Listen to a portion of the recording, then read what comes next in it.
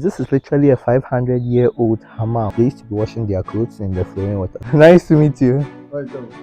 There's this 700-year-old tree, the whole Tarakli. I have to be careful because of these plants around. Hello guys, in this video we are going to explore an Ottoman town that's still thriving. I'm so excited guys, let's go and see some history. Okay, so we begin our tour from this place. This is actually the center of the town. There are a lot of very old buildings. Some of them literally date to over 300 years ago. The Ottoman Empire actually ended about 100 years ago. There's this building over here. I wouldn't be surprised if it's actually like 300 years old, because just look at this, there are so many cracks around. There are also some other houses that may not be as old as the one that we had seen previously, but then they are still, giving us that vibe of the Ottoman house structures. As we move on, there are so many trinkets that you can buy from this place to remember this place. So over here too, there are some artwork made on wood. Yes, I remember I've actually come to this place before. This guy actually just makes drawings, but not actually with paint, but with some kind of fire machine. And yeah, there are some combs to here. One thing I want to mention is that actually the place is called Tarakli. So Tarakli means a place with comb, or it's just basically means something having comb. So the reason why this place is called Tarakli is because they used to be making a lot of combs over here.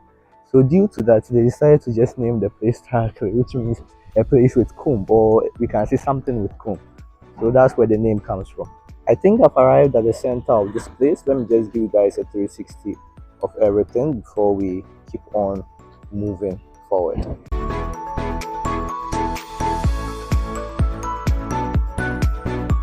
We came from in there. Let's pass through this place. I've actually come here before, so I still remember some things. There was a lot of old structures and very interesting stuff. I remember there was also a hammam. A hammam is like a bath place, something like that. So I want us to go and see. I just hope that structure is still around, still alive, and still available for us to see. Some of the old structures have been converted into restaurants and some cafes. So as you can see here, they are saying Cafe Day. So I think that's probably like a coffee place. Here it's actually very quiet today. I don't know why. Probably because there are not many tourists. As I mentioned, this place is actually a very old place. So now it's just become more of a touristic place than a place for living. It's only at the other part of Turkey that you see many people living. There's this place that they've created for people who may want to relax, have a seat, and just enjoy some fresh air or enjoy some view over here. When I came here, I remember there was a place here. I don't know whether it's actually this waterway that I'm seeing, but there was a place here where they mentioned that they used to be washing their clothes in the flowing water. As I mentioned, because this place has mostly become a tourist site, there are a lot of eateries around. That's a restaurant behind this bush. So this is the entrance to the restaurant. Now over here too, we are seeing a local Turkish market. I think they are mostly just selling clothes and stuff. Oh, okay, they are selling some shoes too over here, and then some other stuff too. Okay, so I think there's also some carpets here. Oh, there are some fruits and sweets and so many stuff, guys. Wow. So I would suggest that you guys also come around and have some try of the Turkish flavors. Okay, these kids are just surprised to see me. I don't know why.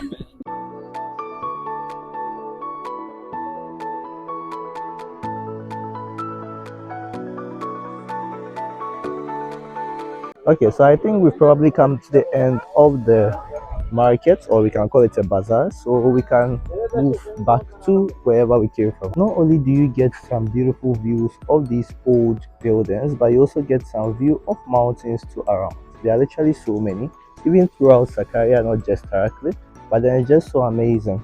I mean, getting all those beautiful views with the vegetation too. I actually passed through this place, and passing through here, there's this kind of old building.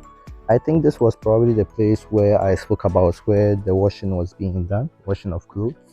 Now I come through here. Wow, this building truly is like old. Like, oh my god! And I can even see those kind of old, I don't know what I'll call them, ventilators or whatever. But that's actually like a very old structure. You can see it's almost rusted. Wow, and there are still more old structures. Oh, I have to be careful because of these plants around. Oh my god.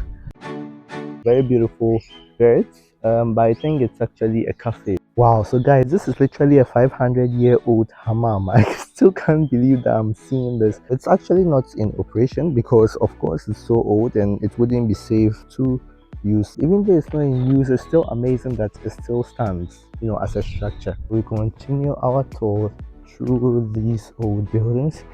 I don't know, sometimes when I stand by some of them, I just feel like it may collapse on me or something. So I'm a bit careful about that. Anyways, guys, I forgot to mention actually some of these buildings are still being inhabited. Yes, so if you check very carefully, you actually see that there are some curtains being placed within the houses. As you can see, even this one is also inhabited. Merhaba. Thank you, thank you. Yeah, nice to meet you. Well done. Mhm. Okay, that's one nice old man, by the way. Okay, so guys, we continue with our tour through the place. Wow, guys, I ain't gonna lie, like I'm really enjoying, all this history and all this, old antique stuff. I don't know, I just feel like I've traveled to another world because this is not the normal Sakarya I know. There's this 700-year-old tree that I want us to see. So that's where I'm taking you guys. Wow, guys, I can't just believe my eyes. So I'm literally seeing the century-old plane tree. This is crazy. It's believed to actually be more than 700 years old, yes, since the early stages of the Osmanli times. So there's these kind of writings here showing when the tree was planted. So I think I can see 1293, 1294. Yeah, I think within those years, that was when this tree was planted.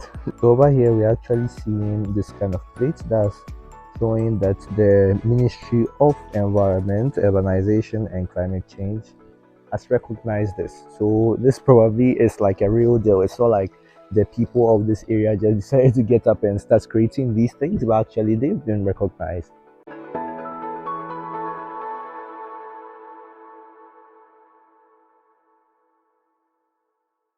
Oh my god, this thing is like really, really old.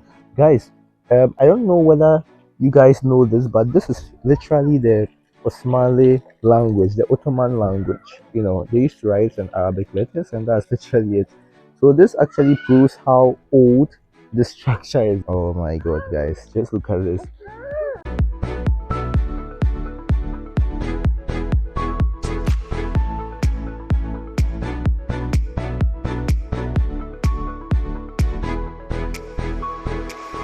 I still remember the first time when we came here. Actually, I came here with my friends from Tomer. Tomer is actually our language institution. I came to eat my food over there. Yes, I still remember. That was sometime about, let's say, about 2 years ago. I just can't imagine this. 2 years has already passed so fast. Wow. So I've actually returned back to this particular spot after 2 whole years, guys. This is so amazing. Oh my god. We are now leaving our 700-year-old tree. So friends, we are currently heading to the Grand Mosque, or it's also known as the Yunus Pasha Mosque, but it's currently known as the Lead Mosque. It's called the Lead Mosque because the dome is made of lead.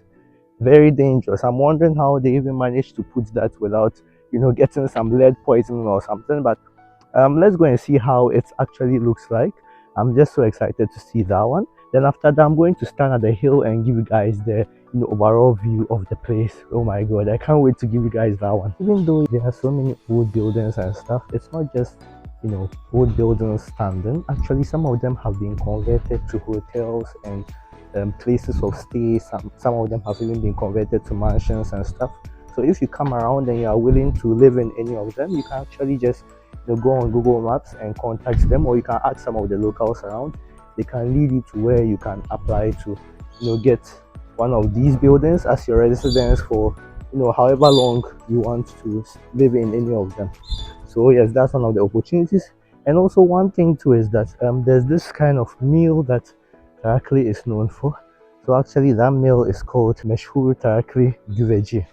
So yes, I would also advise that you guys try that one. Actually, this is a photo of how it looks like. So yeah, you can take a look at that. I actually tried to find a place, but I couldn't. And I heard that some of those old buildings that have been converted into mansions are actually serving this meal. But unfortunately, I'm not going to be staying in those places because I'm not going to spend any night here. I think this is literally the Led Mosque. We're about to enter the mosque, but before we enter that, so as I mentioned, actually, it's called the Yunus Pasha. That's actually the historical name of the place too. But the name has been changed online. I don't know why.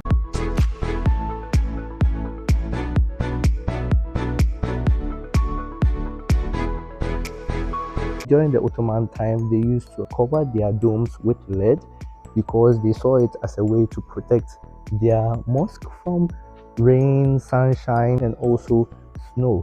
And even apart from that, actually, the lead sheets do have another function that they play. The shiny grayish look it gives is actually one of the reasons why they used lead to make the domes, and I think that's probably still the lead I'm seeing right there. Let's have a quick look of the inside and then we move on, guys.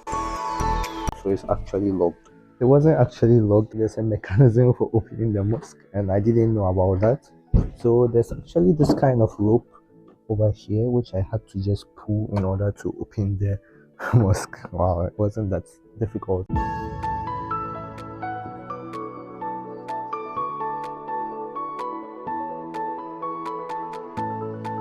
Before I go up the hill, I just want to emphasize that actually there's a lot of woodwork and a lot of crafts, handcrafts that are being made here. So if you guys are interested in collecting some handcrafts too, I'll suggest that you guys come around so that you can explore and see all these amazing items. As you can see, so many different kinds of handcrafts available and very beautiful ones too, by the way. I already have some, so I don't want to buy again. I don't see the use. Now we move up this crazy hill, guys.